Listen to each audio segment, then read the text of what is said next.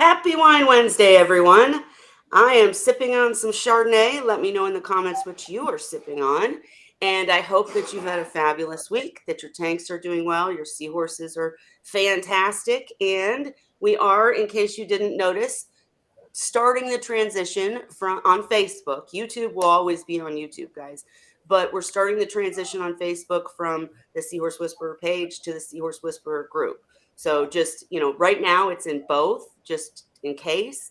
But it'll eventually just be in the group. So make sure you tell your friends to join the Seahorse Whisperer group. Also, on that note, I said I wasn't going to say it live, but I'm going to go ahead and say it. I took a promotion at work, and I just have been so hectically busy trying to learn this new job that I haven't had much time to do anything else. So please believe that this is still a priority to me. Our Wednesdays are a priority. The group is a priority. Just bear with me while I try to get all these things accomplished. And again, we want the group to be something that we all contribute to and is what we want, meaning we, you and me, and all of us, right? So any suggestions, what you want to see in there. Um, and sorry, hi Facebook user, hi Shy. And if you are a Facebook user, I'm probably just going to see Facebook user, and I won't see your actual name. So if you want me to read your comment out loud, put your name in there. And this is the first day we put it in the group, and so I'm getting all these messages from Facebook too. So again, just know we're working on it. And any seahorse questions, no matter the topic. If we have a guest, I focus on the guest, and I don't even look at the comments until I get the most out of the guest. But when it's open chat, no matter what we're talking about, if you have a question about seahorses, water chemistry, macros, any of that, ask it in the comments. We will get to it, I promise, because open chat is open chat, right? So anyways, with that, happy Wine Wednesday. And hi, I think I already said hi to Charlotte. Holly, I think that you were the big winner from our hydrospace guest, Kenneth, and you were the winner of the home grow kit. Can you tell us, did you get it? What's it I like? got Tell us about it. it. So here it is. It comes in this box. The directions are on the box. I haven't started it yet because it requires light and warmth 24/7, which I don't have right now. So I'm going to have to figure that part out. So anyway, I wanted to thank Kenneth and Hydrospace for that. And basically, it comes with the container that you grow it in, and then it's got the the base. I guess is the culture that's going Mm-hmm. to grow, and then this is a powder that you mix with the water before you add that, and then you're good to go from the Wow. from the looks of it. But it wants light 24/7, and it likes it fairly warm, like in the 80s. Sure. And we're not quite there yet where I live, so I'm gonna have to figure that out. But yeah, so that is ready to go. So thank you. Yeah, that's so awesome. And if you want to know what we're talking about, the home grow kit, just search for hydrospace on Seahorse Whisperer. And I think I need to like share something in the group about it too, like a recap or something. Maybe I'll do that this week if I find time, guys. But yeah. Thank So you it again, grows Kenneth, for your own explaining DNA. everything. And Mhm. congrats again, Holly, for winning the prize. And we can't wait to see what you do with it. Um, okay, so yeah, definitely go check out that episode because he talked with us quite a bit about how we can use it in the seahorse world. And because they do like the bacteria does like higher temps, but you got to go watch that episode to learn more about it. All right, I'm jumping topics. I know, guys, but it's because we got a lot to chat about tonight. Miss Hall, and I forgot to say for anybody just listening, I've got Cheryl and Ray with us too, here to answer questions. So, and Holly, obviously. Holly, okay, we need an update. Tell us just a brief recap of what's going on with Scrappy Doo, and tell me All what to right. show and when. All right. So after the discussion last Wednesday with Dan Underwood, that's great, Ray. He says, don't mistake that bottle for wine. Yeah. I'm sure it's not very tasty. So anyway, Don't knock it till you try it. Yeah. I'm not going to try it, Ray. So last Wednesday, Dan came on and had some different advice for how to treat Scrappy, other than what we'd been doing. So I pulled him out of the hospital tank that had the antibiotics and the Metroplex, and I gave him a short-term treatment with the formalin, the 45-minute treatment, because I did not yet have this, which is the medication that Dan recommended, which is a combination of formalin and malachite green. I didn't have any of that, and it took a week to get here. So what I did was I gave him the short-term dip with the formalin and put him back in the display tank. Now, I sent, I think, a video, or I shared a video of him in that dip, and he basically had no reaction to the 45-minute formalin, or very little anyway. So I put him back home, and this the second day after he was home in the evening, I had been away all day. I think I missed a couple meals was what it was. So all the seahorses missed out on eating until the evening, and it was sunset time, and I came home to feed them, and everybody rushed the feeding area, including Scrappy Doo, who sat Mhm. down by himself and ate 2 plates of food and to himself. And I think I shared the video. Cheryl saw it, and she said he was eating fine. He wasn't even spitting anything out. He was just eating. So the formalin helped. Yeah. It did. It was just like the freshwater dip, though. It helped temporarily because he's been eating since then, but it's kind of intermittent. And he can tell he wants to eat. Like Cheryl said, you can tell he wants to eat because he'll sit at the dish and look in it, but it bothers him to eat. And Mhm. he's still showing, like, you can show the video I sent you of him if you Okay. want, so I can share what he's doing. Okay. So Today, you want me yeah, to show them? Okay. yeah. So I think it One was sec. the last one I sent you, the last Yep. video. Here we go. And so this is as of today. Okay. And he looks good, and he's courting Candy, but look at how he's breathing. Yeah, nodding his head to breathe. Yeah, that's odd. See, it's still something going on that's bothering him, I think. So I wanted to do the long-term treatment that Dan recommended. I have the medication now, but I had a few questions about it. Like Okay. my first question is, he had his short-term treatment last week on Thursday. And Dan had said, do the short-term treatment and then do the long-term treatment based on if he's eating again or not. So I had a question, since it's been a week, should I do another short-term treatment before I do the long-term treatment, or just put him directly into the long-term treatment? Cheryl, Ray, what do you think?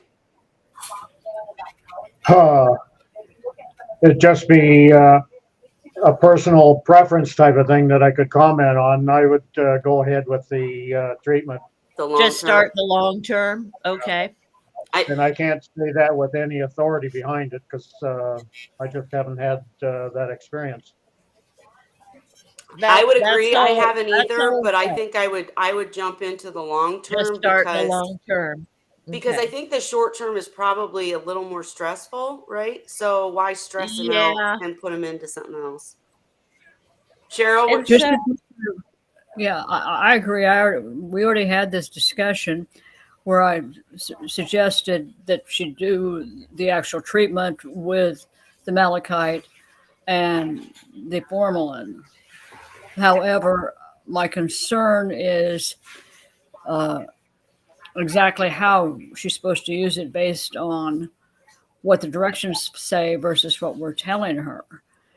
And again, Dan is the one that's used it before. He's the best source of information on it. Well, I'm currently messaging Dan as we So speak. maybe wait and see what he says, because there's a difference in the dosing of this than the other medications we use that say to use it every other day. In this one, it says to use a standard treatment is once every 24 hours, a teaspoon in 10 gallons of water. But normally we're changing out 5 gallons of water every day out of that 10 gallons. So we make up the difference in what we take out. But since this says to add it every day, does that mean I add just the teaspoon every day, or a teaspoon and a half, or a half a teaspoon? Because I'm going to be taking water out. So what I would think, and this is just think, I'm messaging Dan now, but I would think you would do it just like all the other instructions, meaning if you're putting a teaspoon in every day in the morning, right? Say, and then you do Yeah, the water change in the evening, I would add half a teaspoon. I do That's it what I all would at do. once. What I Okay. do is I do the water change. I mix up the medication and add it in as part of the new water I'm putting in, is how I do my dosing. And then it also says on here, a partial water change of 25% or more before each treatment will ensure more effective results. Wait, so it's So, saying do a water change before new and meds? yeah, but 25%. So I'm I'm not wondering, I'm if not worried about that. a teaspoon every day with my water change, I think that might be I do the too. way to do it. I'm thinking that's your best bet, but This I've is never used it, so direction. I really am not the best person to answer that. Right. Well, I'm like I said, I'm reaching out to Dan, but Holly, I think you're right on. I didn't realize that I thought it was a type of medication where you dosed it every day but didn't do a water change. If it's saying that doing a water change makes it Yeah, more because they're effective, talking about using it. It's an ick medication, basically. So they're talking about using it in your tank to begin with. right. So they say 25% or more water change before each treatment. They do say or more. So I guess and maybe it doesn't matter that much. If I just I change half bet the you water and add a teaspoon every day, I'll probably be fine, is my that's guess. I think you are absolutely right. It reminds me kind of like maybe it's a medication that dissipates after so long, like peroxide. It's no Yes, longer I'm effective. So, thinking so. And I mean, I used this kind of stuff way back in the day for freshwater fish, where it dyes everything in the tank blue or green, right. methylene blue or Yep. malachite green. I mean, way Right. back in the day, I've used it. So that's another thing. Whatever I put in the hospital tank, it better be something I don't mind turning green. Right. I've worked with the blue and it definitely can turn everything blue for sure. I've had that happen. But I think you're on the right boat. I will double check with Dan, but I think you are absolutely correct to just do the teaspoon a day after the water change. That's what I would do. And you're gonna Well, yeah, I'm not familiar enough, but there are medications also that lose their efficacy if they're exposed to light or anything else. And that may be why they're recommending. I don't know. I've never used this med, so I'm not in a position to really answer that. But it makes me wonder why they're prescribing re-add it and then at another place to do a water change. Well, and here's how it They says it too. The standard treatment is once every 24 hours. Repeat the full dosage as needed. Do not increase or decrease the amount of the dose. For stubborn cases, shorten the time between treatments to once every 12 hours. For delicate or weakened fish, use caution when shortening the time between treatments. Yeah, When I don't. treating for ick, continue treatment for 3 to 4 days after the last visible signs of the disease have disappeared. And I definitely would not advise anyone to trust this medication for ick because we know about the ick life cycle. But I would say in this case, it sounds like something you don't want to overdose. So I would not put extra in. I would just put the Mhm. teaspoon a day. That's my 2 cents, but I will check I with think Dan. I agree with you. I think that's probably likely the way to do it. And look at that, we figured it out on our own. Hey, Seahorse Corner, how you doing? Oh, I need to make myself seen, don't I? And Shyla actually posted that she's having trouble with her mail, showing symptoms of parasites, saw stringy poop, and him coughing up bits of mysis. Now, the second you see stringy poop and bits of mysis, what does that automatically tell you? Parasites? Cheryl, Ray, Holly, anybody? I think, well, the poop, like, I sometimes think bacterial infection if there's something wrong with the poop. It could be a bacterial thing too. When it's white and stringy? I've never ever experienced that myself. Cheryl, never experienced it? It's one of those things. The biggest problem you have, depending on the type of parasite, is as you start killing them, they're going to leave lesions in on the tissue, depending on, and it could be depending on what they've got. It could be totally throughout the body, or it could just be in the oral cavity or the GI tract. So it's a little hard to predict on some of this stuff. What's the best treatment? Um, Well, Shyla said, been busy with work. She'll monitor him another week before deciding whether to treat. He eats well and he doesn't skip a meal. You know what? I'm going to I say wouldn't this. worry then. I'm going to say I've seen a seahorse have stringy poop, and I Same can't tell here. you why. I can't. It's but if they do it once, Mhm. or like I find stringy poo in the tank, ew, right? But Mhm. then I'm like, okay, I want to watch, and make sure. But if they're all eating, and Mhm. the trick with, and I know Shyla, you're dealing with a different situation because you're in a place where you can't get the meds that we talk about all the time, and sometimes the seahorse aren't as captive bred as you want them to be. I know you keep captive bred, but I'm just saying. And so I would say with white stringy poo, that's usually when people talk about that being a symptom of parasites, it's usually internal parasites, Mhm. and it's usually a continuous thing. The seahorse will keep eating like a pig, but they'll get thinner and thinner and thinner, right? And it looks like they're not eating, even though they're chowing down. Think of it like humans with tapeworm or something, right? Where they end up looking great. Anyways, so my point is, if the seahorse isn't getting skinnier and he looks healthy still, and you don't see it every day, like you saw stringy poop, but it was only once, I agree completely with your just monitor and watch. Now, Mhm. if his sides start caving in, if his stomach starts looking, I can never remember the word. What is it, Ray? Emaciated. Emaciated, Yeah. Yeah. they If he say. start, then let's revisit. Right. That would be my 2 cents on that one. Yeah, unfortunately, by the time they get to that stage, they're usually very, very difficult to cure. That's my biggest concern with waiting. But by the same token, a male that's actively courting and doing other things, uh, some of them will go off their food. I've seen it happen.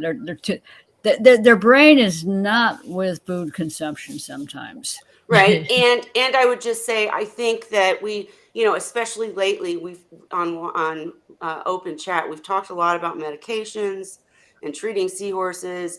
And I just want to say for anybody new out there, this is not it shouldn't be a regular thing where you have to treat the seahorses and you have to get all these meds and all that stuff.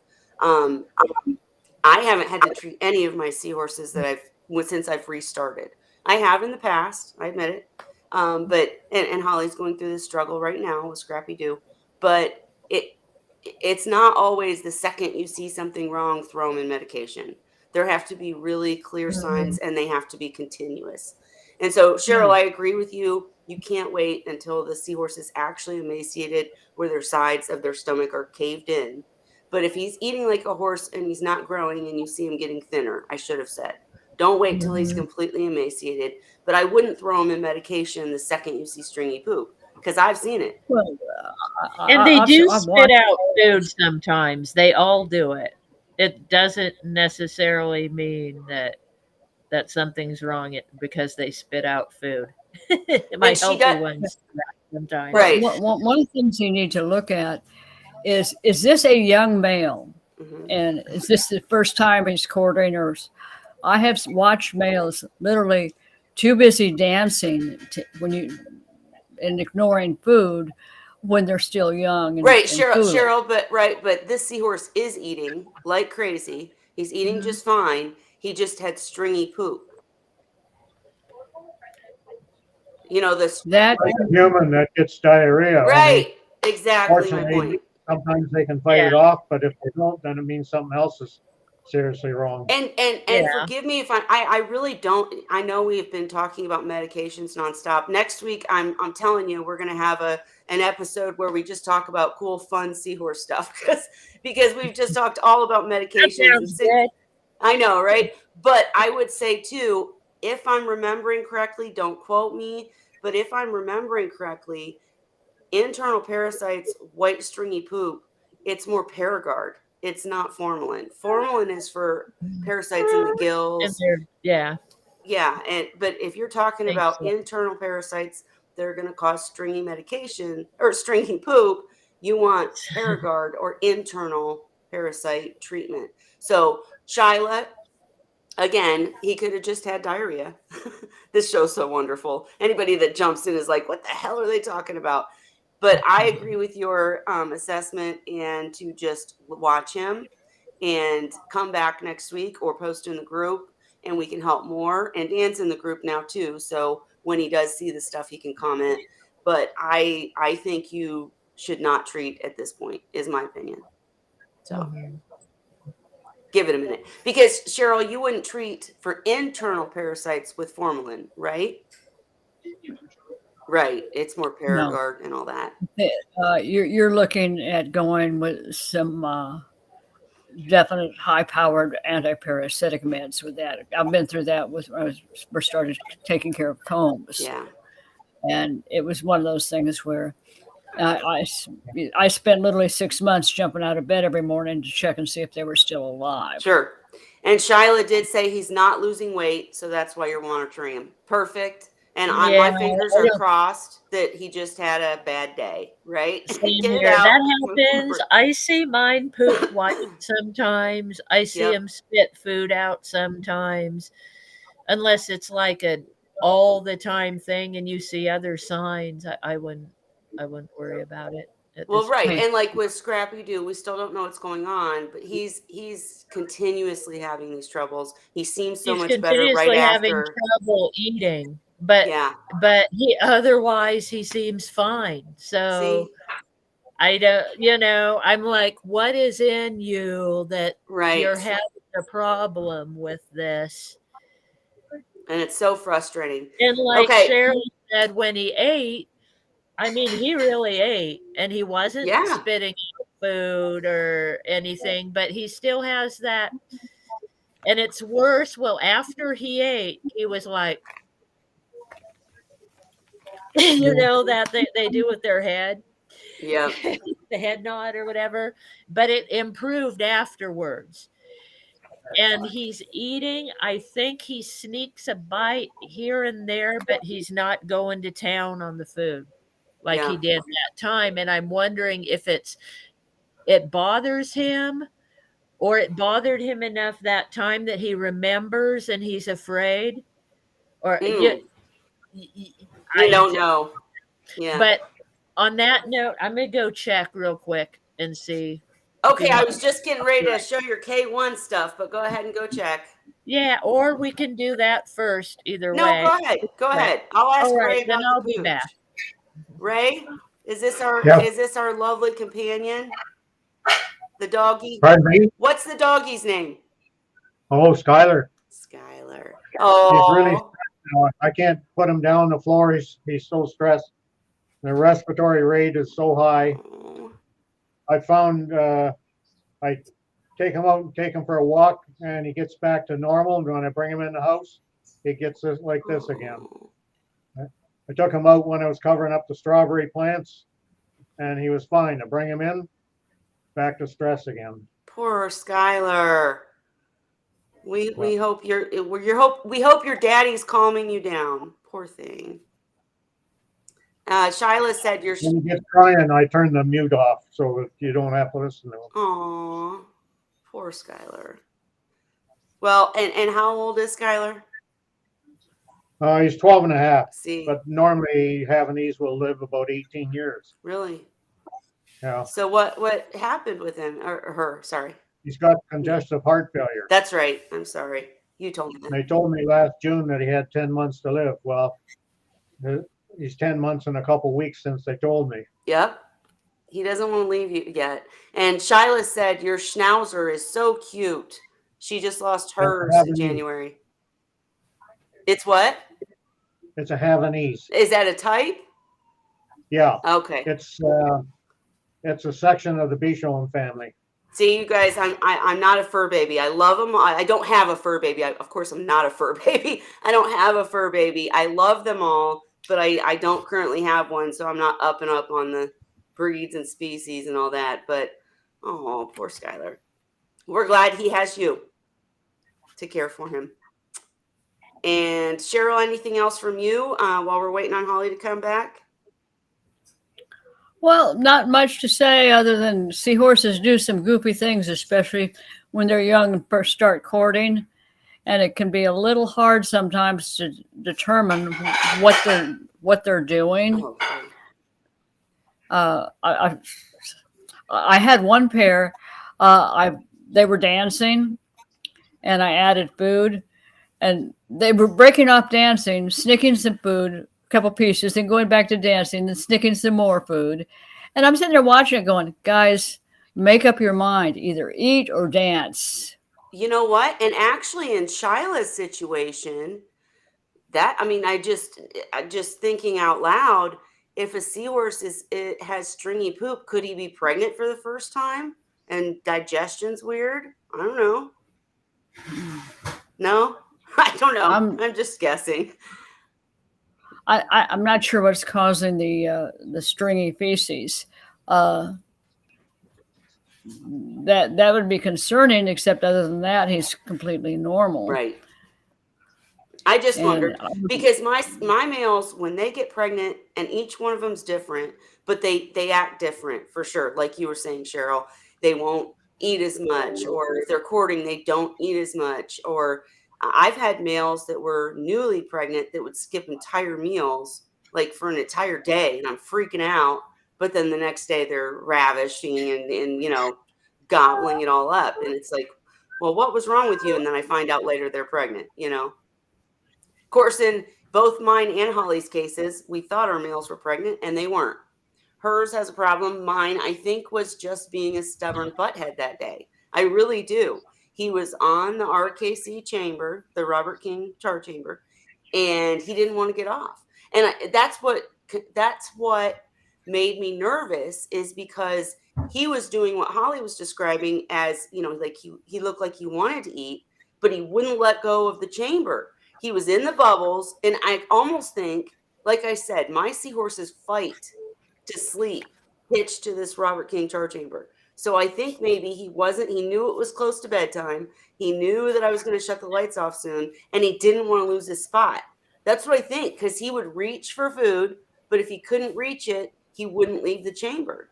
And so anyways, that's my diagnosis for today. Hey, Zen Ginger, and you're using the emoticons. Thank you.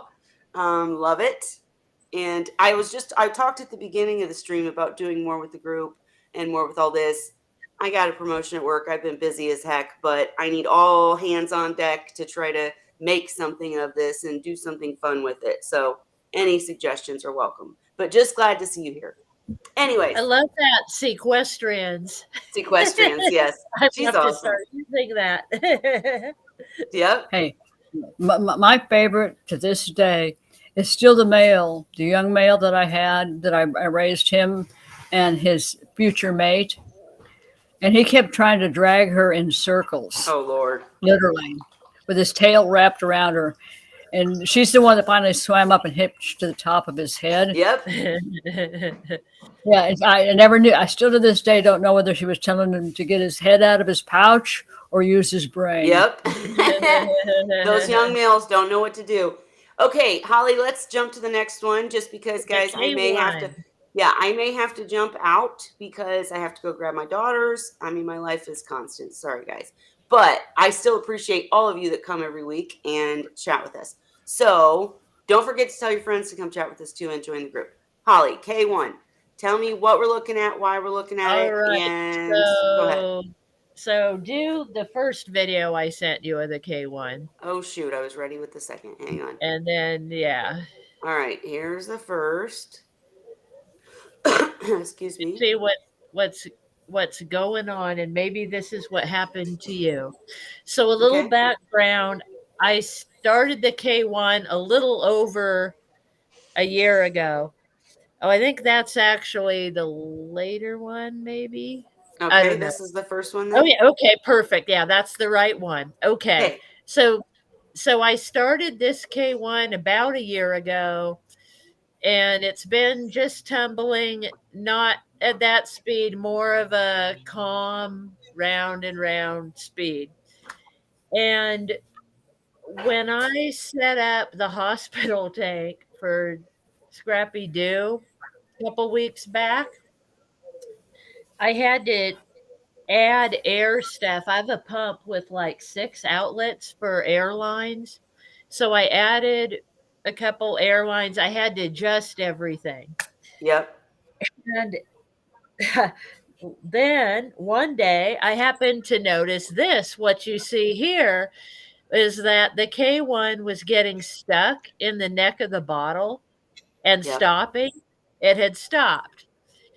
And so I adjusted the air, and I had to give it more air to make it spin faster to keep it going. But it still gets stuck intermittently like this.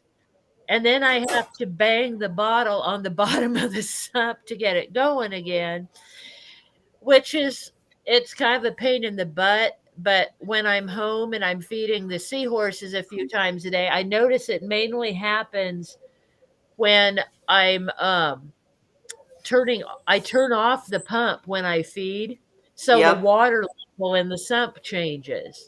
That's And exactly that's it. when I notice it stopping. And it didn't used to do that, but it's doing it now. And like I said, I mean, I can deal with it if I'm there and notice. I just look, I'm like, oh, it stopped again, and I have to bang the bottle on the bottom of the sump to get it flowing again.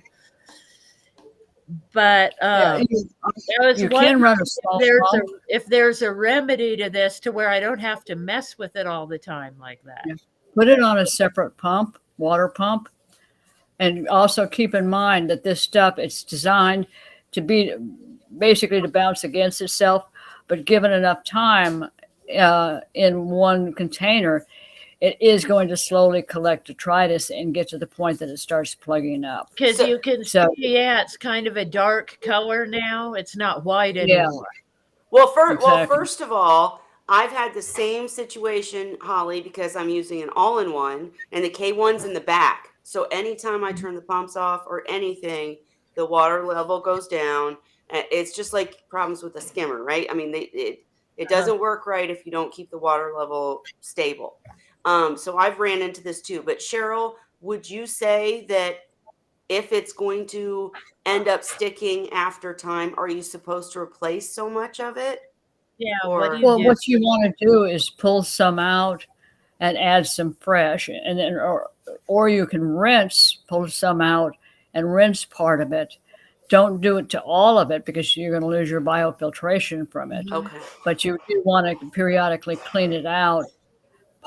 When it starts sticking to itself, it's time for a clean. Well, okay, and I understood that because that makes sense because that's just like the Robert King char chamber. You take some out and add some every so often just to keep it fresh and keep it working right.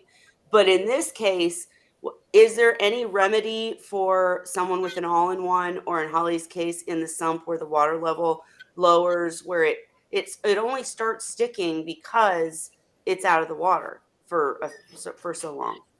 Well, it's always the top is always out of the water because the bottle's taller than my sump, Okay, for one thing. right. So it's got holes around the top, like right about the water line or just below normally. So I'm wondering if I added more holes lower in the bottle, would that help?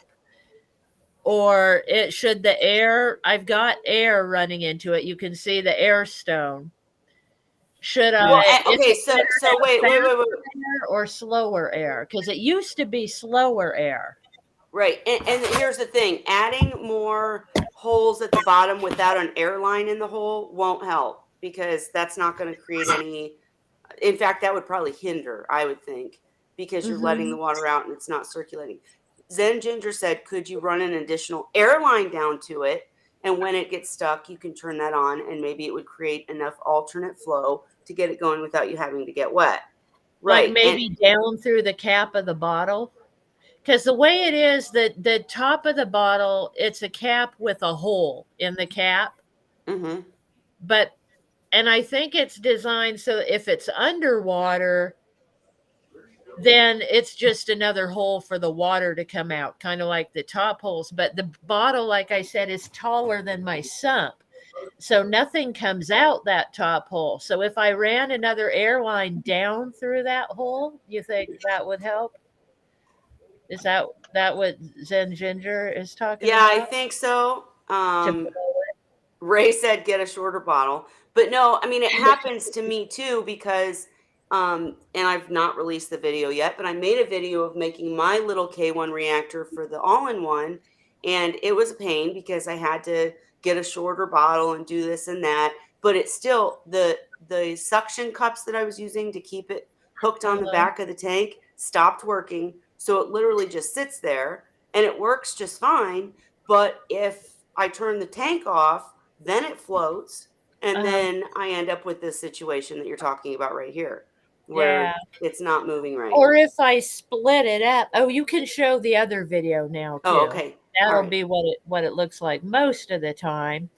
And actually, it hasn't stopped in a couple days, so it's kind of an intermittent thing. But I've just learned to watch for it. But what if I split it up into another bottle and had like two bottles, or like Ray said, because this is a 2 liter bottle.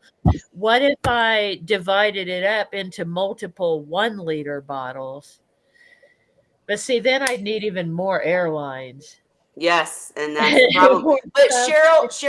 Cheryl, tell us what you were saying. What do you mean use a pump? Is Cheryl still here? Like a water pump, she said. Pump water in it. I Sounds have, like. I have it set up in such a way that water goes in through the. I have it hooked up so I flush it out with water continuously. And you do that using old skimmers, right? Yeah. And there's a video on this, guys, that I'll try to find where Cheryl shows how to make her K1 reactor. But a lot of people don't have old skimmers. So Yeah, is I there only have any? 2 liter pop bottles. I don't have old skimmers. So it's going to Is be a there? lot. Well, the thing is, the old skimmers, I gutted them. And what they do then is I have an inlet and an outlet. So I have two separate places. And then I run the airline through the top. So you're still using an airline? Yeah, I'm still. The thing is, this is aerobic metabolism, so you want to have air available. What does that mean? Explain that. Anaerobic metabolism is no oxygen, Aerobic is oxygen. Okay.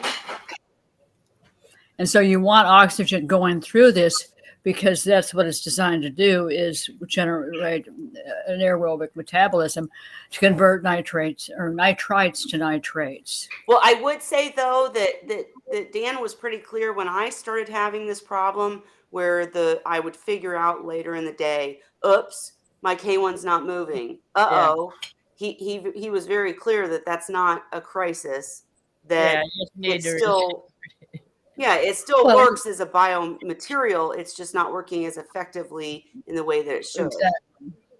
So in Holly's case, she just do two shorter, smaller containers that would require more airline, or should she take some out and clean it? Like, what are your thoughts?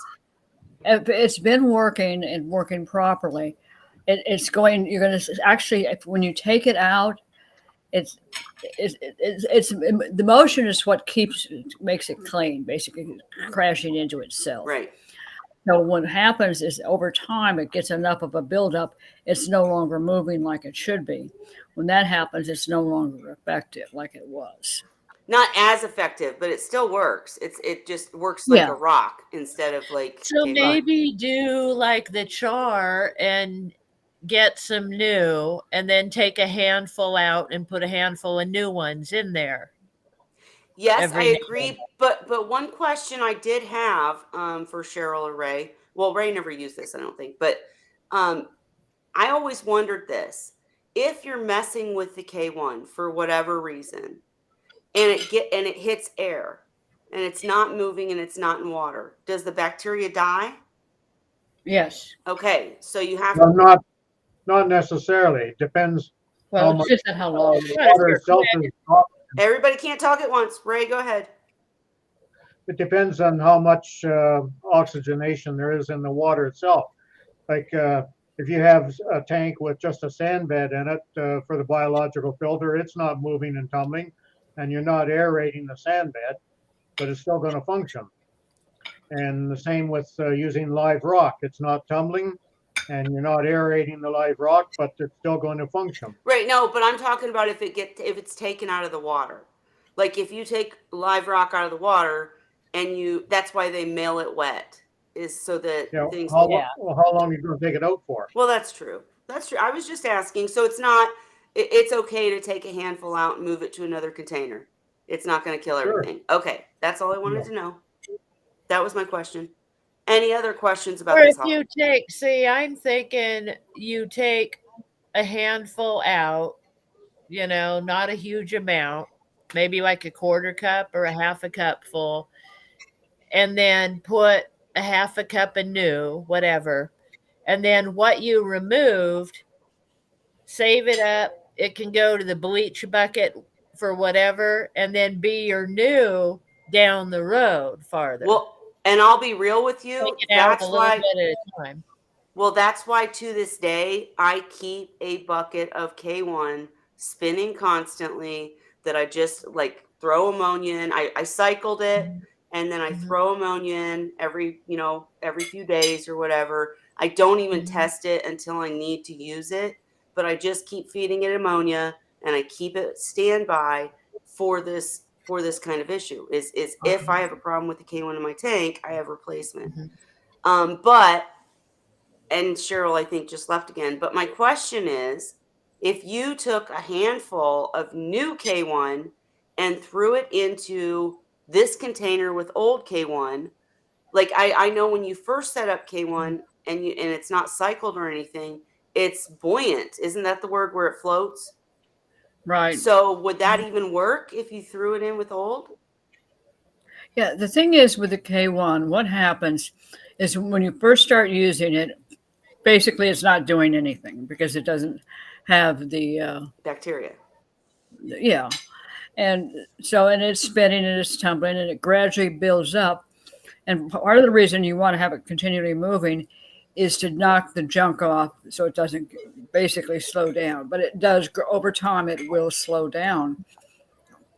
And you do need to pull off the stuff that's sticking at the top, add a little more new fresh that's not been used before, and it will it's kind of like adding stuff to a tank in a way. So it'll just mix in. It Yeah. won't stay floating because Well, everything's it might moving. Okay. mix in and help the other ones not stick together, sounds like. Well, yeah, they can give And their it'll dirty stuff to them. gradually cycle in there. Over time, it'll gradually cycle and Well, I was merely Yeah. just worried about it floating to the top and becoming the stock. So as long as that doesn't happen, then this all makes sense. But you know what I'm No, it saying? should keep. You need to adjust your airline and your flow. Mhm. Yeah, they do over time. They do clog up if you don't keep them cleaned up some. Well, and I'm guessing, Is Holly, there that a disadvantage to having it going fast? Because the faster I'm spinning it, the less it gets stuck. So, but is that making it not as effective? No, see, I don't know. I kind of in theory, it disagree. should not make a difference. Well, I would love for anybody that's a reefer that's watching to key in, because I hate quoting people, but I do know that I've talked to a few people that said you want the roll to be slow because you want them knocking into each other and bumping stuff off so that detritus doesn't collect and build up and etc. But you don't want it smashing into each other where it's knocking everything off and the bacteria can't stay good or whatever, if that makes sense. And I don't know the truth, but I would I might say, have to go back and watch the video on how to make it because the video on how to do this was actually really good. yeah. But I know they And all it might say you want talk a slow about it. tumble. Yeah, Yeah, you want I a kind slow of tumble. remember that. And that's why I'm like, well, I had to speed it up to keep them from stopping, basically. Well, and I think, but Holly, I think in your case and in my case, the reason it's stopping is because we're stopping the tank. I mean, that's the bottom line. Like I turn Well, off it my didn't pumps. used to do that though. Like I said, it's been going over a year now and it never used to stop until recently, no matter what I did with the water level. And it doesn't always, like it didn't do it today or yesterday. So it's an intermittent thing and it's just a pain in the butt. Like I said. Well, for So, me, I will say if you have an all-in-one seahorse tank, for me personally, it's every time. Every time I feed the mhm, seahorses, I have to go back, make sure the K1's underwater, kind of shake it around so that mhm, it'll start spinning or it stays stuck. And again, Dan told me that's not a big deal. It's not going to kill anything. It's working like a rock. It's just not working efficiently. mhm, You need to get it back spinning. But I have also noticed that if it stays stuck for like a day or two and I don't notice it, and then I do notice it and I get it spinning again, the tank will get a little for a minute. And then it clears it right up, but you mhm, can tell that detritus or whatever was knocked off and put into the tank. So mhm. we need a way to keep this spinning. And with these less than great pumps that we have these days, I don't know. I don't know. I don't know. I've had several of them running for years, and I periodically take stuff out and add a little bit fresh. But given enough time, you have to be careful because if it's not plugged, it's going to end up getting stuck to your filter intakes. Yep. No, I agree So with yeah, you, Cheryl. I think that's probably the answer is removing some and adding more. I just wanted to make sure it would spin in with it, and it sounds like it will. It's just like any other media, like the Yeah. Robert King well, yeah, chambers. it's like, do you change your carbon Right, when you're using carbon? right. I do. Uh, anything I use for filtration ultimately gets cleaned on a regular basis or gets thrown out depending on what it is. And with the removed items, you said you could just clean them, like rinse them, but do you also bleach them and restart? I actually use vinegar Oh, okay. Okay. because Gotcha. vinegar is a great way it's acidic, and so it'll actually clean them. Whereas bleach is not usually as effective for some of the cleaning stuff. And Ray, you said over 20 years using just live rock, you've never encountered a problem. Right.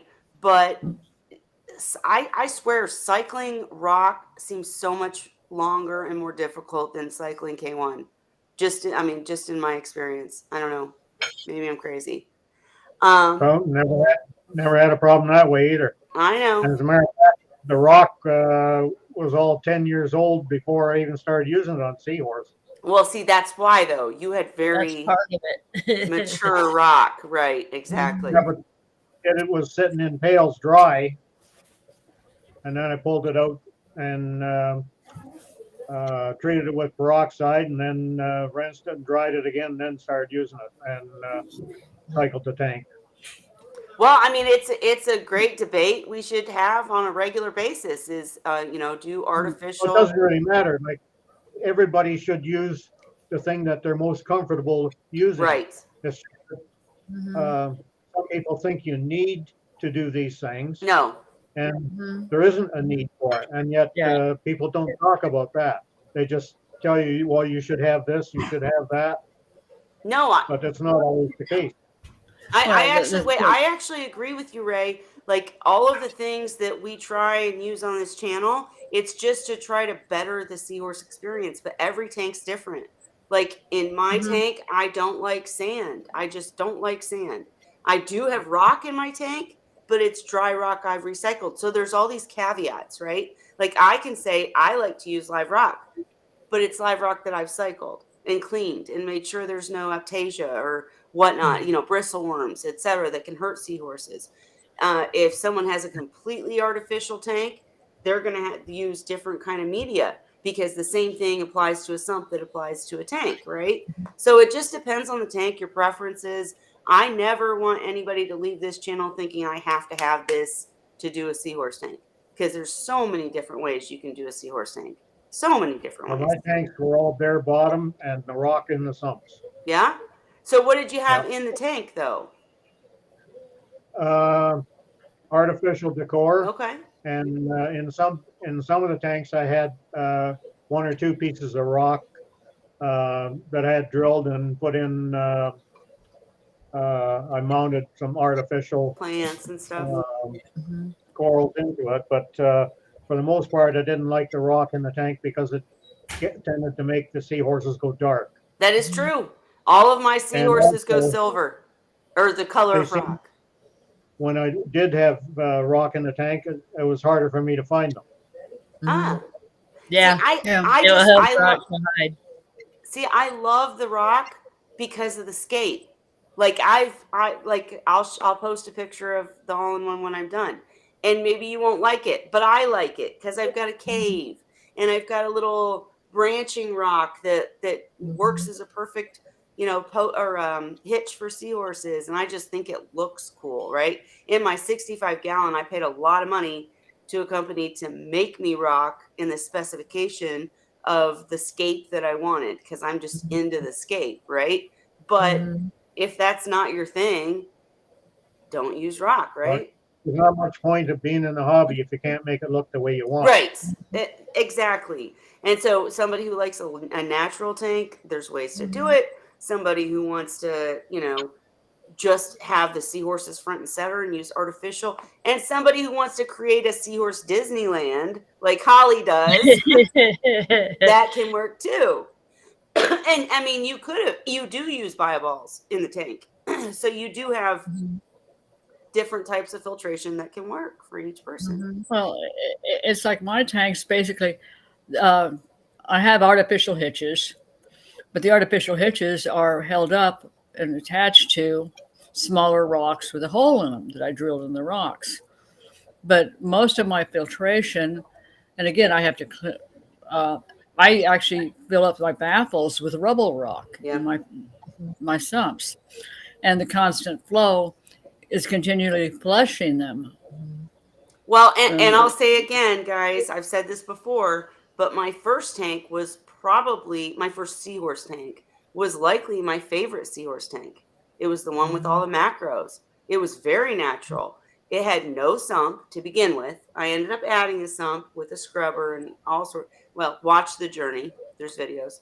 But My first Seahorse tank was too many Seahorses in a tank with live rock that I just got lucky. I didn't even cycle it myself. I just got lucky. And then macros galore.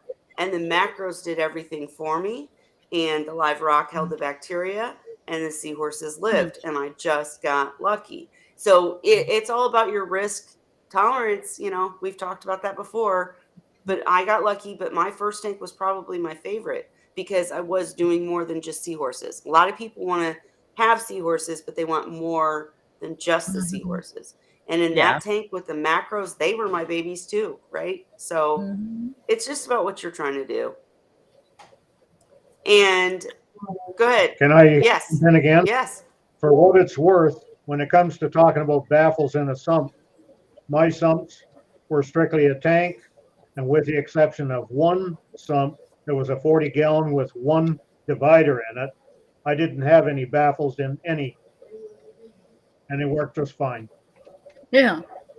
It depends on what It's you're. something that you don't need, Yeah. but because it was something that was developed and people tell you, well, this is the way it should be, then Yeah, but right, here's the thing. It depends on what you're doing for real.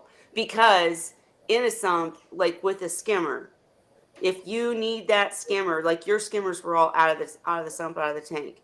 In my, I had a sump just like what you're describing on my 65-gallon. I mean, it's still there, but I'm just saying it was.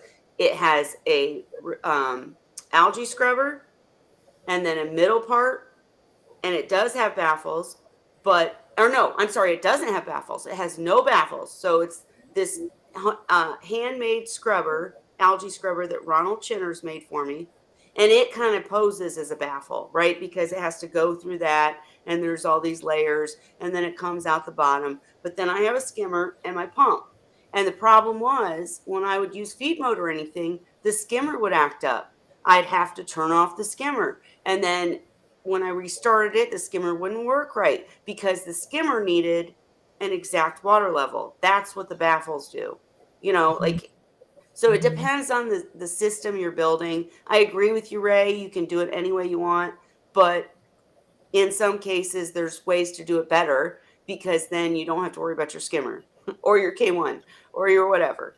And Zen Ginger said, totally non-related question, but kind of still a flow and sand thing. Ever seen anyone make a sand waterfall in a seahorse tank? Is there any reason that that would pose a risk to them that we can think of? what's a sand waterfall? I don't know what that is. I'd have to Send me see a it. link. Sand Yeah, let's see it. waterfall in cold water. Let's see. Trying to look it up, Zen Ginger. Can you guys see that?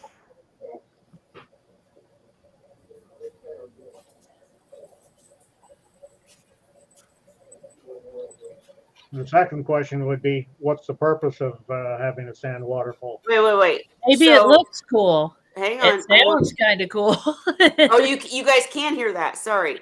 Okay, Zen Ginger, is this what you're talking about? And we will credit the person. This is Ohio Fish Rescue that I'm showing this video of.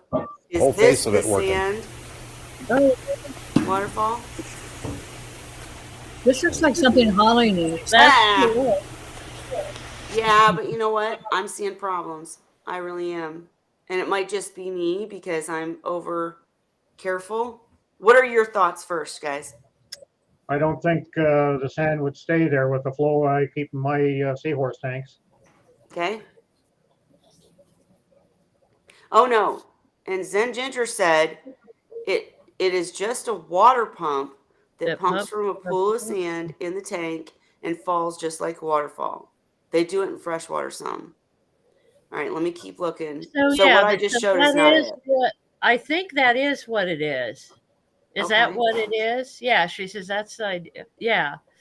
So All it's like a waterfall of sand in your tank. Sand is the media instead of water, just continuously flowing through the Well, wait. Well, okay. So first off, moving sand would it's not pumping hold. sand. But moving sand would not hold anaerobic bacteria. As Cheryl described earlier, anaerobic bacteria needs no oxygen.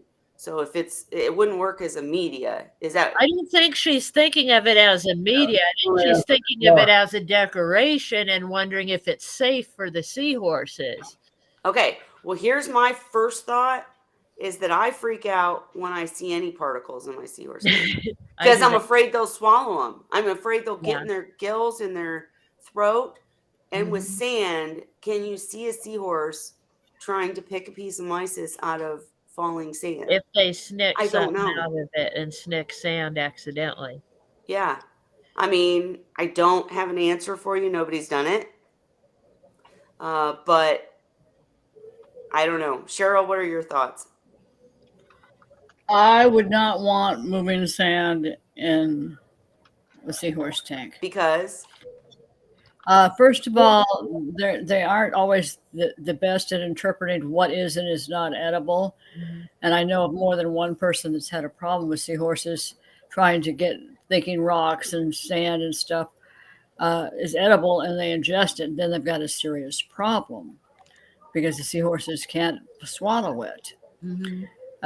Sand also can get, if it gets stuck in the oral cavity, can cause problems in terms of not only consuming food, but it can scratch up the interior and cause inflammation and additional infections.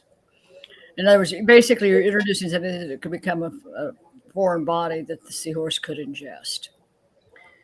And they're curious. I mean, they would be checking it out, so they would probably have a good chance of inhaling it somehow or something. Yeah, it's putting particles in the water. That's my fear.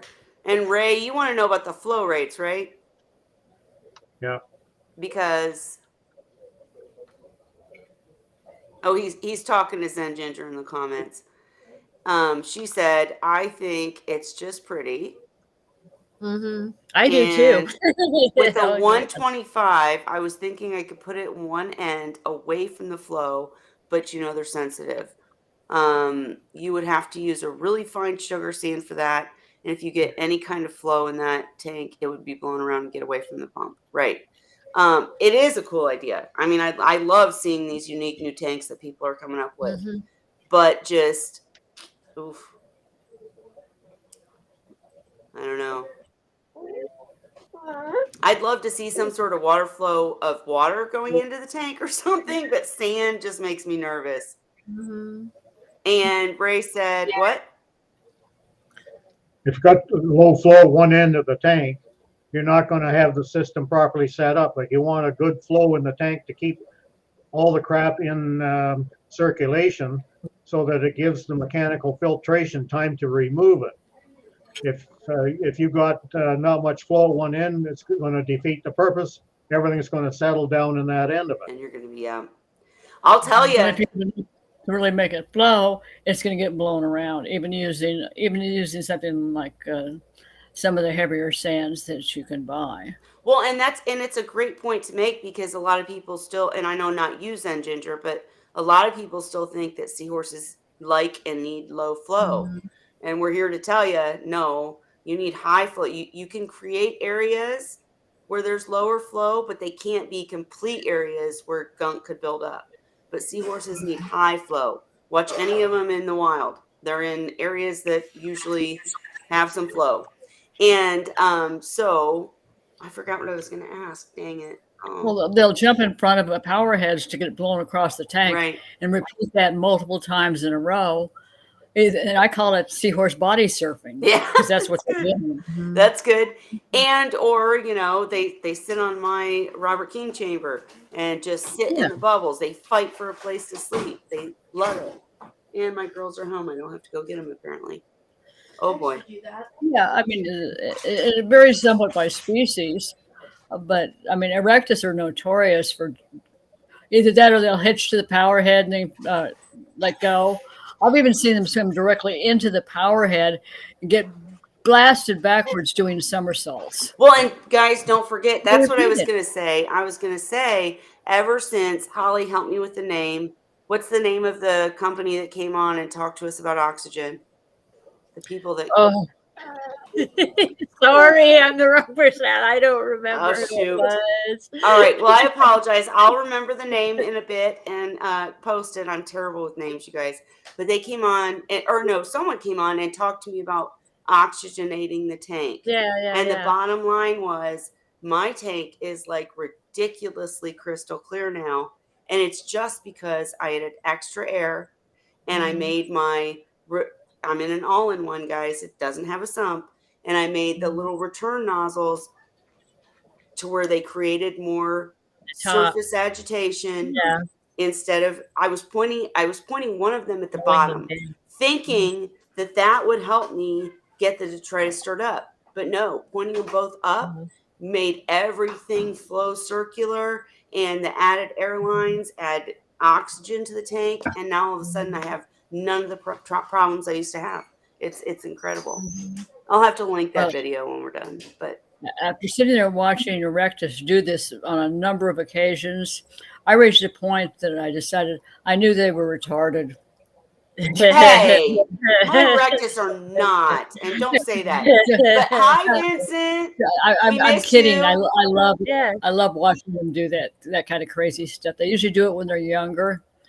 And I even have asked Dan, I said, why are they doing that? He goes, it may be a distribution instinct that they have in them to get into the flow and get moved around, which makes sense. And it may very well be what was holding them, basically, why they were doing it. It was just an instinctive behavior to go with the flow, so to speak. Go with the flow. I love it.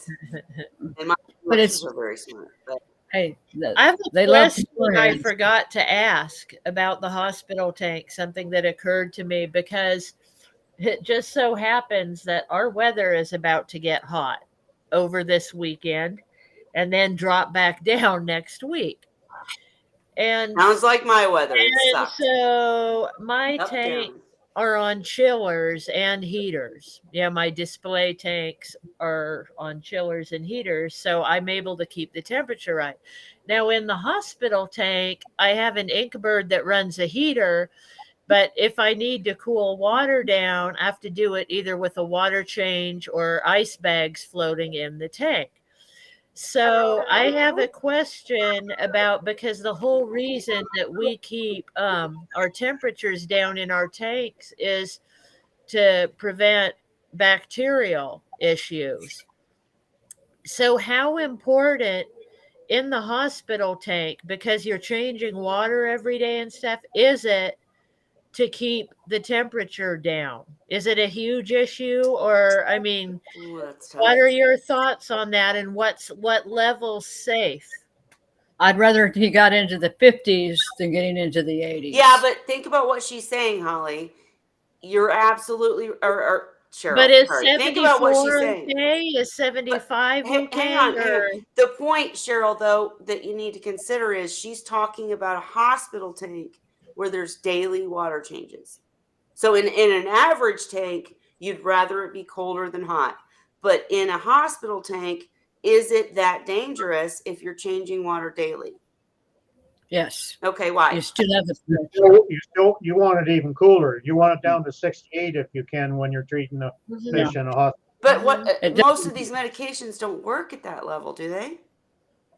Sure. Okay. Yeah. Yeah. I mean, I All right. keep They the work. hospital tank normally, at 67 or below. But in this time of year, I can't do that unless I keep ice in the tank all day long or change water all day long. Because the temperature in the house is going to get to 75. It's going to get to 77. So the temperature in the tank might get 72, 71 if unless I'm continually keeping it down. And so Get one of those clip-on fans that you can clip on and turn on the fans to keep it cool.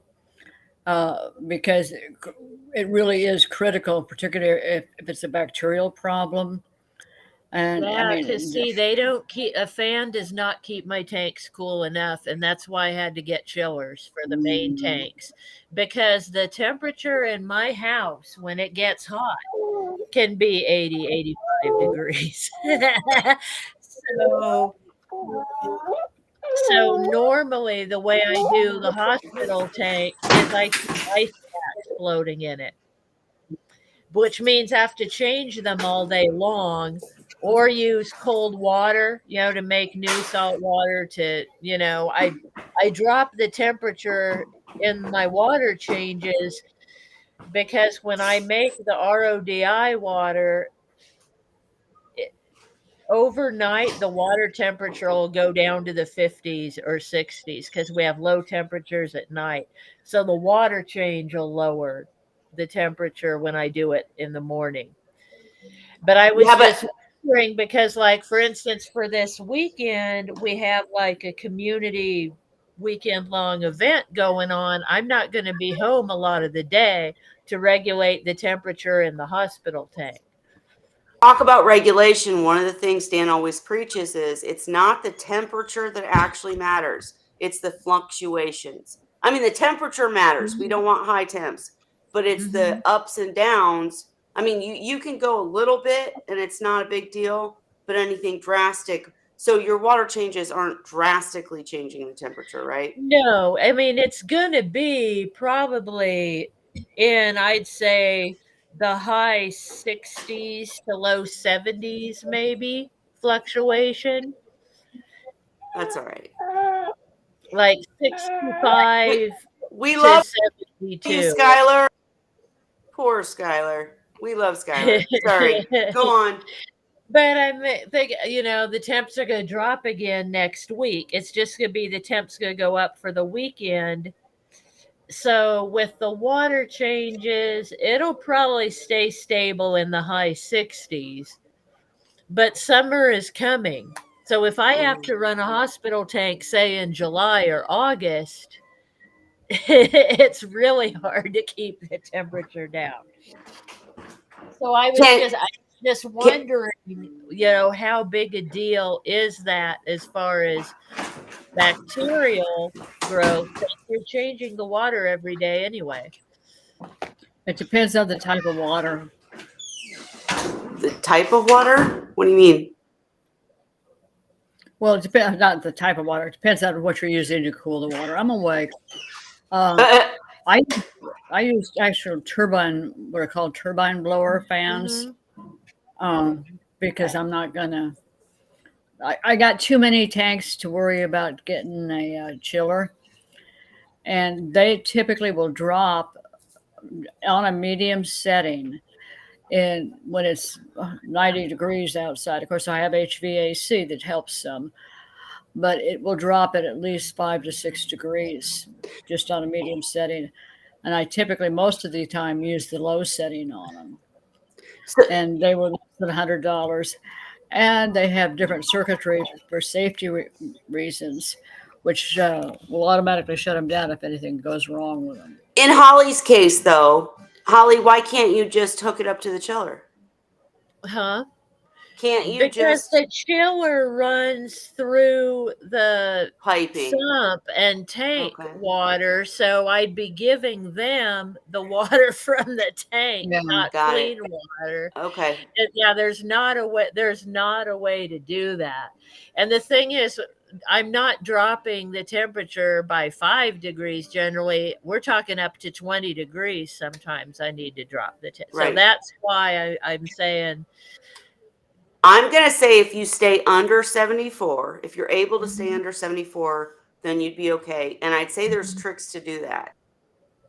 Like, sorry, my kid's I playing. use ice packs, because I'm talking about a 10-gallon tank. So what I Right. do is I pack Ziploc bags full of ice from my freezer. I've got an ice maker, and I clip them in so they're floating in there.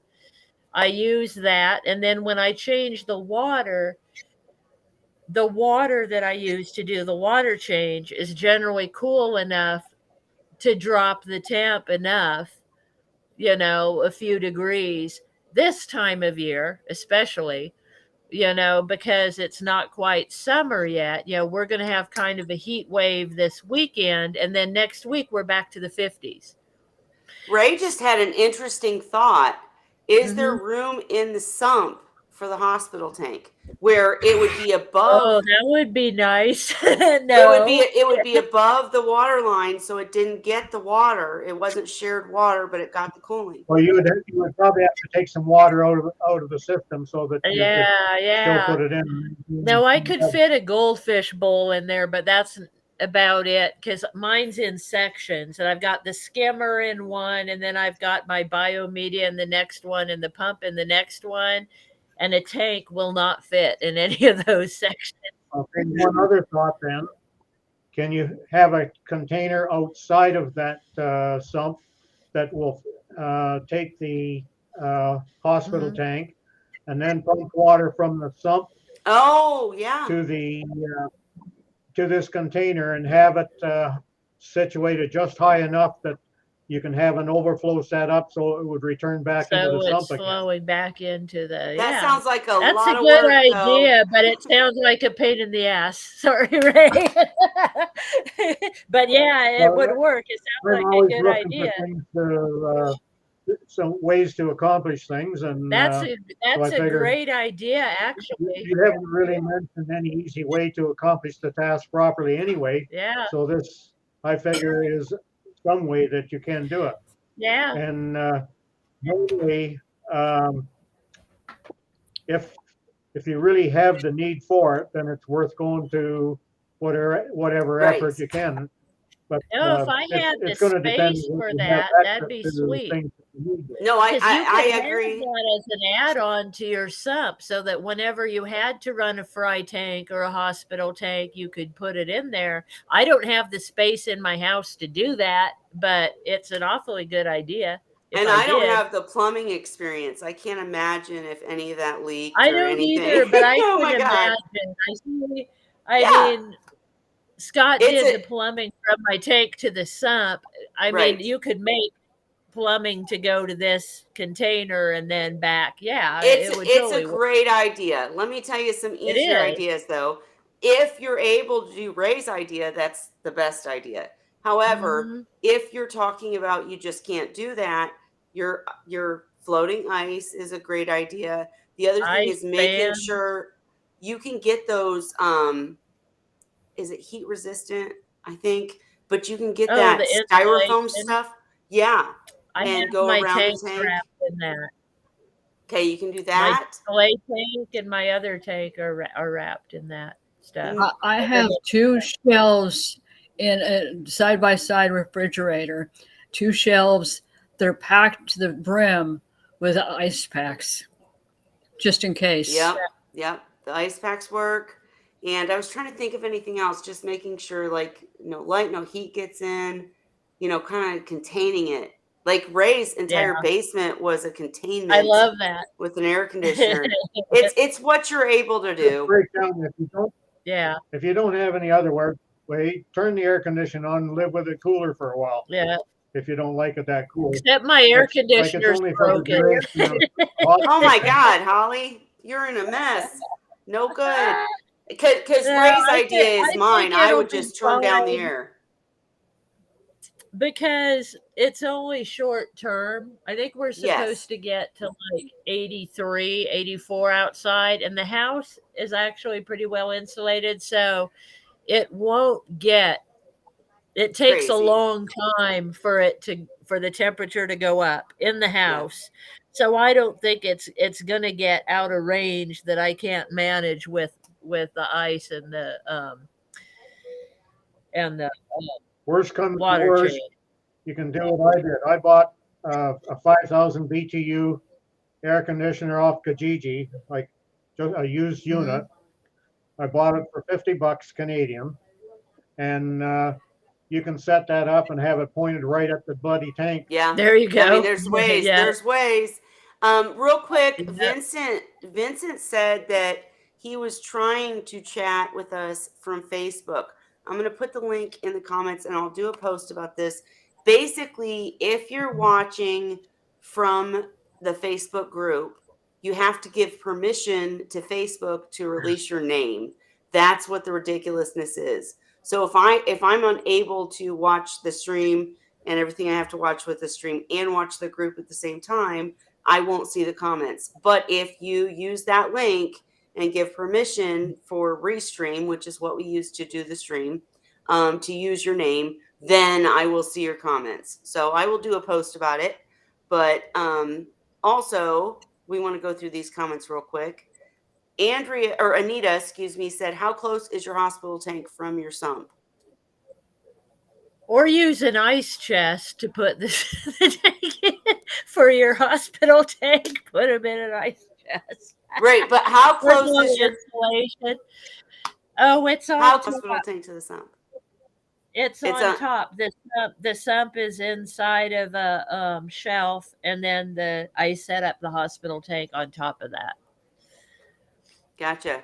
Well, and I think you got to keep it cool, but I'm glad we discussed this, for other people to get some Yeah, ideas. it's And it's just if it's really hot, I have to be here to keep it cool because I have to keep changing out the ice. You know what I mean? yep, yep. So If if you you're have to gone for leave, the Do day, you ever think, have you looked into getting a little bitty, like a camping freezer? Because you can drill holes and make your own little automated, freezer. basically freezer. Yeah. Okay, there we but for go. anybody that's new or like me and watching this, we're glad you're talking about drilling holes again. You're talking about all this other stuff. Oh my gosh, it's too much. So floating packs do work, and as Holly said, with her water changes, it's going to keep the temp down, I think, and we'll get updates. Yeah. But Zen But Ginger it just said, occurred to me because I was thinking of that, and I'm like, well, I've been lucky because I've never really had to do hospital tanks when it was really hot and I had to yeah, be gone. yeah. Well, looks like you can't go anywhere. Sorry. I can't go I don't know. anywhere. Someone's in You just got very sick with, what did you got Vibrio. That'll do it. yeah. No. Zen Ginger said, I also have a with Seahorses. What are y'all's opinions on the best Gorgonians? Either pretty or easy, preferably both. I know the photosynthetic ones, but any specific kind or color. And did anybody answer her in there? Let's see. Gina's Reese said, If you live in Canada, you take what you can get. right. And I use, I used to use, I think he's out of business now. GNC. I'm about to look it up because this is who I was using when I was, let me see if I can find it.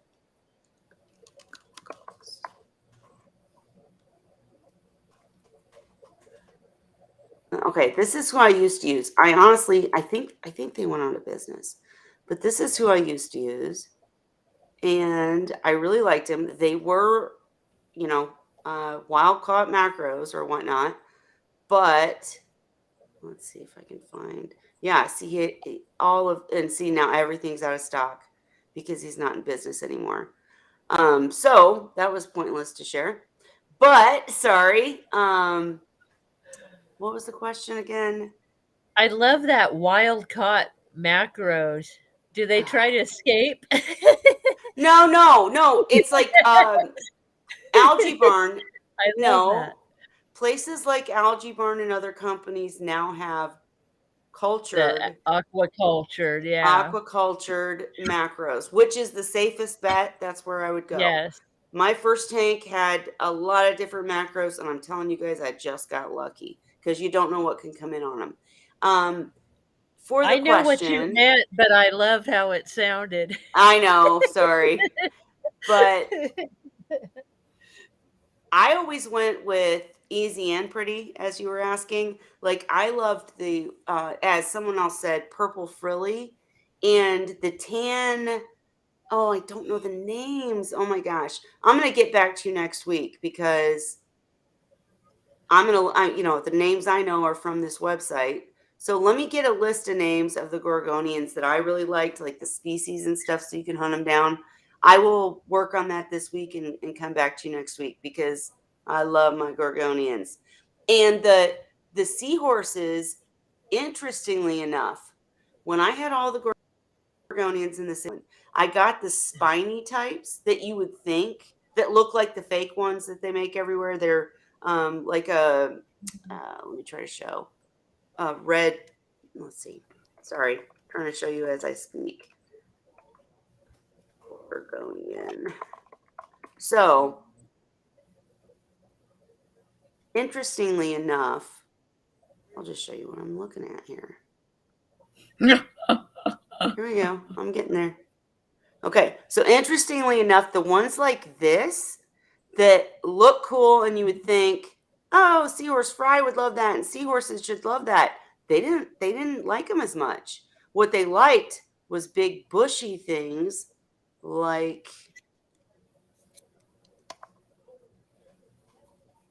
these.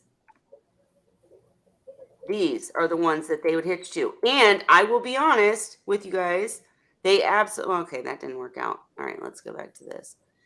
They absolutely would curl up, hitch to this Gorgonian, and the heads of the Gorgonian that were right there would close up. They didn't like it, but they kind of had this like relationship where it was okay. So like the seahorse would hitch right here, and everything on this branch would be closed, but the top would be open, and everything else would be open. So you could tell it wasn't actually hurting it. Because that's what we say about SPS. Don't put SPS in a seahorse tank, because if they hitch to it, they're going to kill the head. I keep saying heads. That's not the right word. The flowers, whatever you want to call them. So it kind of protects itself where the seahorse is hitching. That's right. That's right. And I've never had trouble in and then comes out when they're not there in that spot. Or does it clear that spot for good and they always hang out in that spot? Nope. They would always, the fluffiness would always come back. The seahorse could hitch to a different part and it would come back. They were just, the Gorgonian was just smart enough to close that part of itself or something. I don't know. Yeah. But I've always, probably it. Yep. And I've always, it does depend on your preference, right? Like what you just want to see in your tank. These fluffy ones with a bunch of heads they're flowy, they're pretty, they kind of move, and the seahorses love them. Whereas the stick types, they're cool too, but yeah, the seahorses don't seem like, even these, that I think that's a non-photosynthetic, but the really cool colored ones are usually need to be fed. They're a pain in the butt. And they do not like the seahorses hitching to them, because I think it's because they're little teeny. I'm so bad with the scientific words, you guys, but their stems, their branches, their branches are so thin. They, they're gonna get snapped in half by a seahorse tail. Well, and I've noticed. I mean, they surprise like that's me pretty, but where they choose to hitch. They actually like stuff that's bigger around. A lot of the time, for like sure, plants and things that I wouldn't expect them to want to hitch to, they do. Yep, and all the non-photosynthetic The skinny stuff, like I have like skinny sponge things, and they'd rather sit on a fat thing.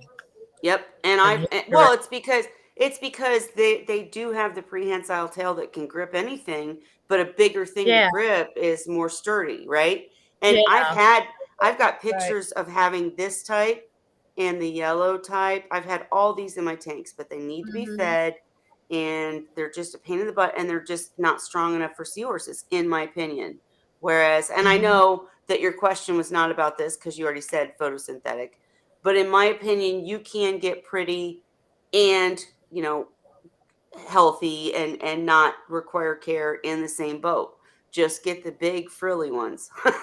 That's my answer. The big frilly ones. And they're so pretty. There's purple ones. There's all sorts of ones like that. All right. I think I've answered it. And you can get fake ones too, right? That's what Holly does. All right. I think I answered that. Let me see what else I've missed.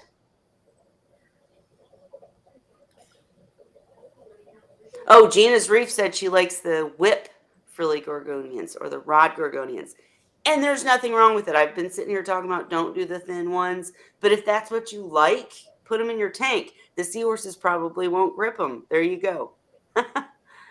And anything else I missed, you guys?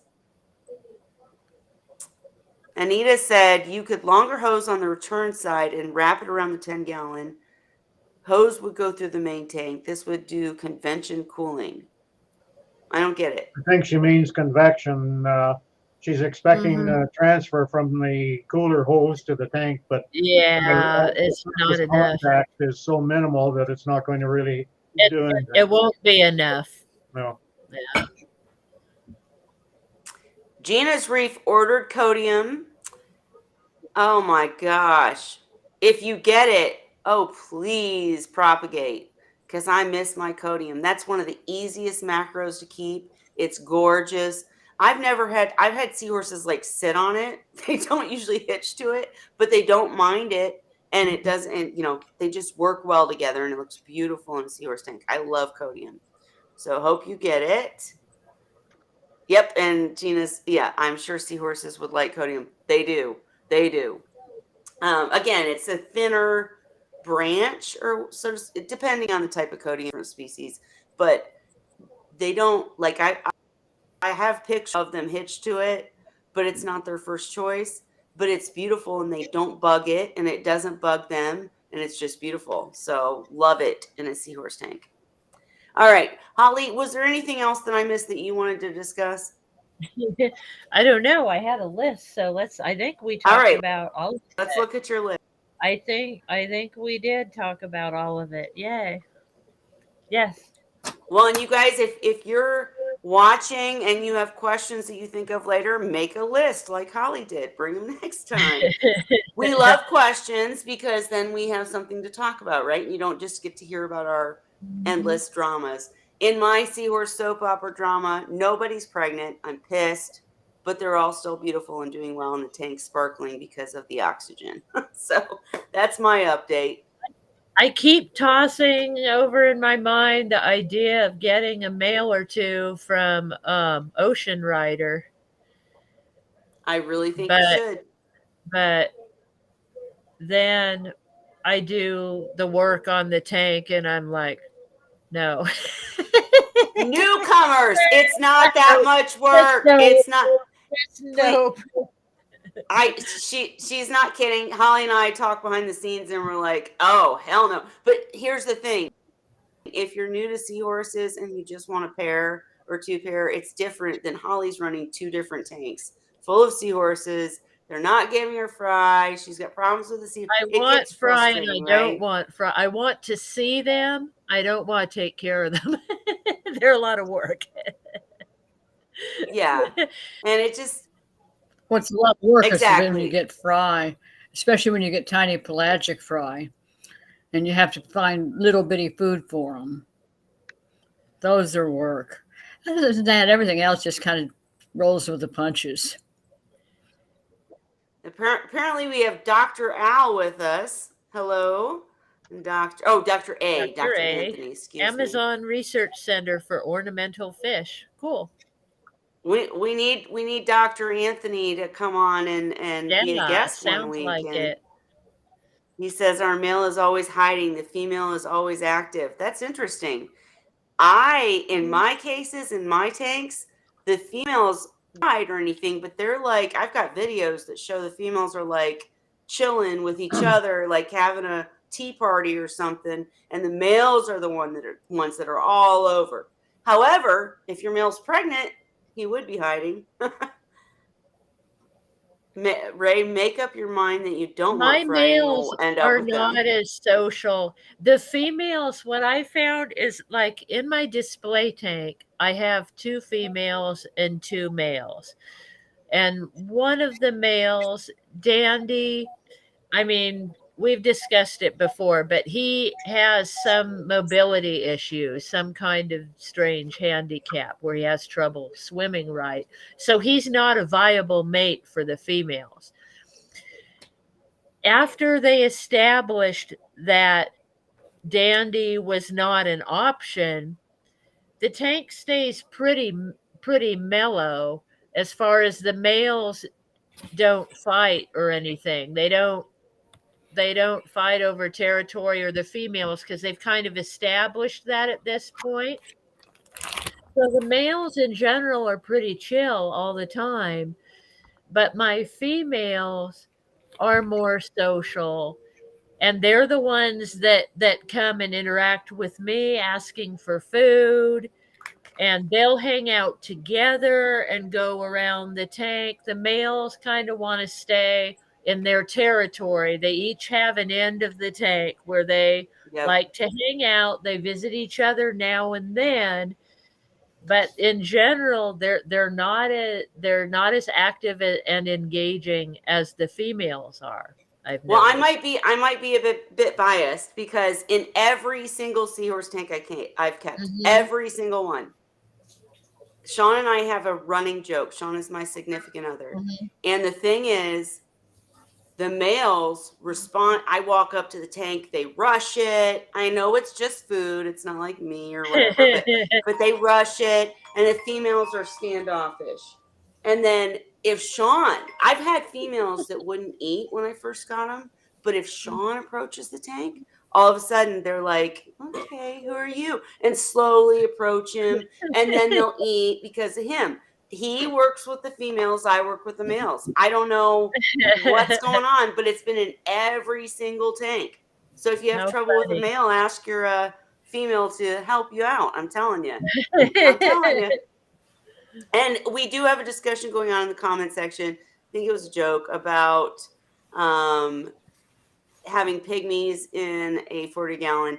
And Ray pointed out that's one of the things that I think is important too, that we do continue to discuss, is that some seahorses don't belong in a tank, right? Like they tried to bring the tiger, or not the tiger tail, the zebra seahorses in, and they're a deep water species, and like everyone who's collected them and tried to raise them has been unsuccessful.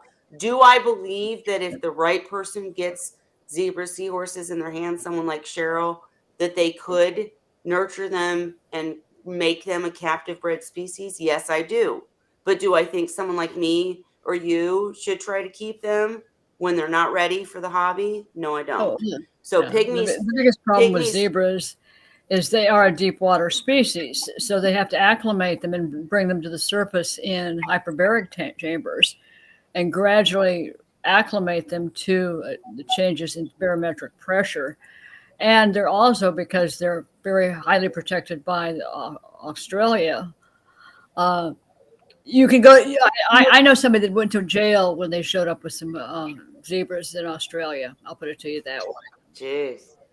Well, and Gina's Reef said that she sees pygmies on an order form. No, they're for her dwarves. store. They're dwarves. They're They two have to different be. things. Sometimes I've seen them, like Ray says, mislabeled, where they call dwarf seahorses pygmies sometimes by mistake.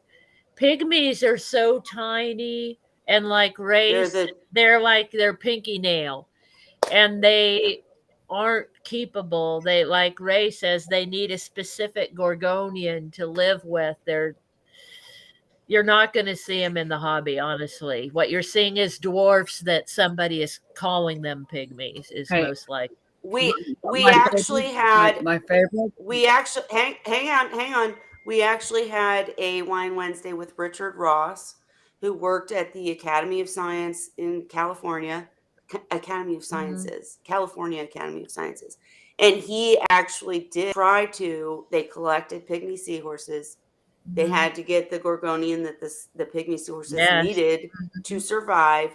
There's a whole episode. I'll try to find it and link it later. But he talked about how they struggled as scientists to figure out what they needed to eat, because the microorganisms that they need to eat are so small. They're not going to eat even, copepods. They're so tiny. They need this they're specific to that gorgonian. They only live from that gorgonian. So if you're seeing pygmies, Gina, we want you to order some, and we'll see what and then come back and tell us, because if they're actually selling pygmies, that's probably not. That's probably illegal, and they're likely dwarves and relabeled. She meant dwarves. Okay. She was, okay. All right. Scared me for a second. Is this guy that you were talking with? Is he part of the group that tried to raise them and spent 3 years just growing out the gorgs? They learned how to grow the gorgonian. Yeah, you're Yeah. right, Cheryl. I remember him talking about Just that. they spent 3 years just propagating the gorgonians before they even got the pygmies. Mhm. They managed to get them to reproduce, and they got fry, but none of them survived long term. Right. Yep. It's just not, like I said, we're very lucky that so many people like Cheryl Ray, Dan, Alyssa, all these people have done the research, and the scientists. I'm not naming them because I don't have it in front of me, but all the scientists that have done this research on seahorses, we're very lucky today that we can have captive bred seahorses in our tanks and be successful. And because nobody wants to get a seahorse just for it to not thrive, right? So we're very lucky about everything they've done so that we can keep seahorses. But there are still many species that don't belong in a tank. Pygmy would be one of them. I think zebra is still one of them. I hope someday that we can keep them, but I wouldn't try to, right? Like, as an experienced seahorse keeper, I would not buy a zebra seahorse because I need them to be captive bred. Because if you buy wild caught seahorses that can't live in aquariums, then you're just feeding the the wrong. I don't know the way to put it, but you're just They're blowing Well, money. you're Yeah. supporting a bad Well, the trade thing price. to people that want to shut us down, right? Yeah. if it's coming out of Australia and you got caught, like zebras, they're specific, just like there are on abs and some of the others, very specific purchase information that you have. And oftentimes, if you get caught with one of these species in your home, you will do jail time.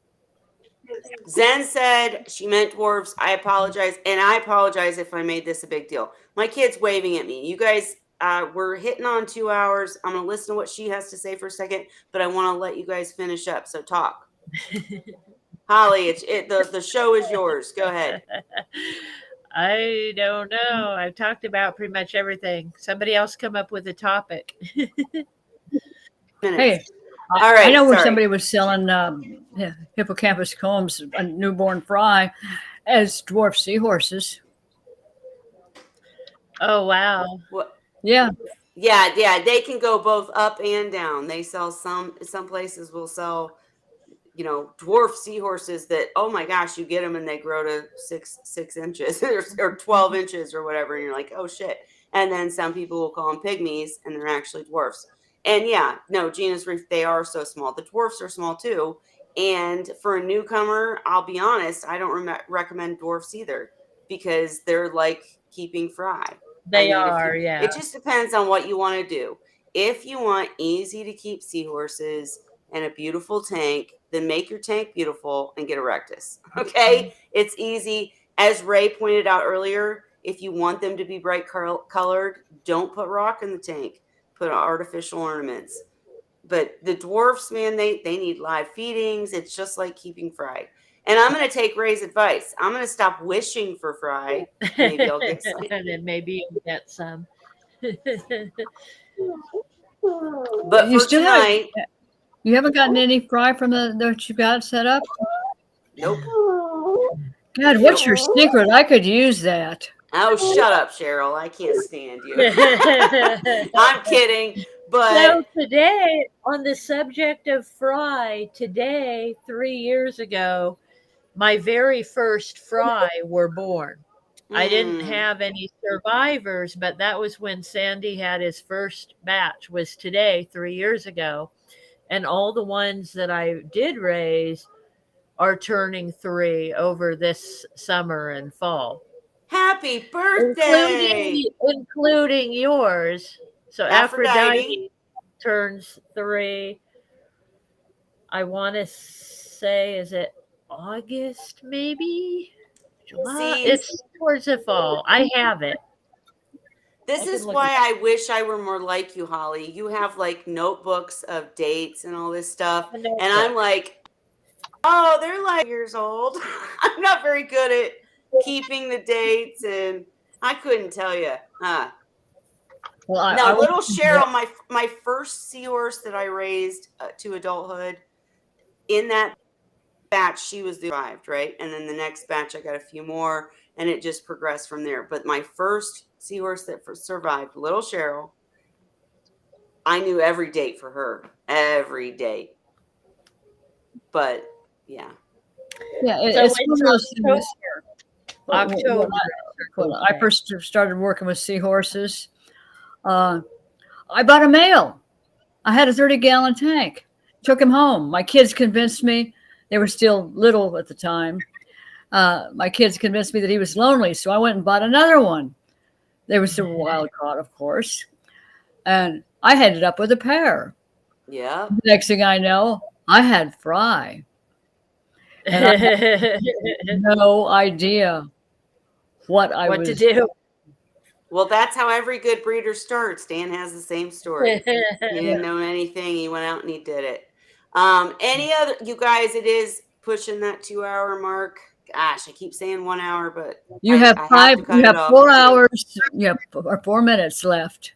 Yeah, that's right. So any questions, comments, thoughts? If you guys want me to bring in someone like Dr. A, I don't care if it's a party. Let's bring him in. I'm cool with anybody who wants to come in. So let me know who we need to have in as guests and make this more fun. Anything you want done with the group, of course, we want to know that too. I will try to work on it this week, guys. Just this promotion at work What's the is got me lifespan of busy. captive erectus typically? It depends on where they came from, whether they're domestic raised or wild caught. There's so many variables. They can live 2 to 3 years. I've had some that have gotten over 10 years. It just depends. On average, I say if they're well looked after, 8 to 10 is Yeah. acceptable. I would agree with that.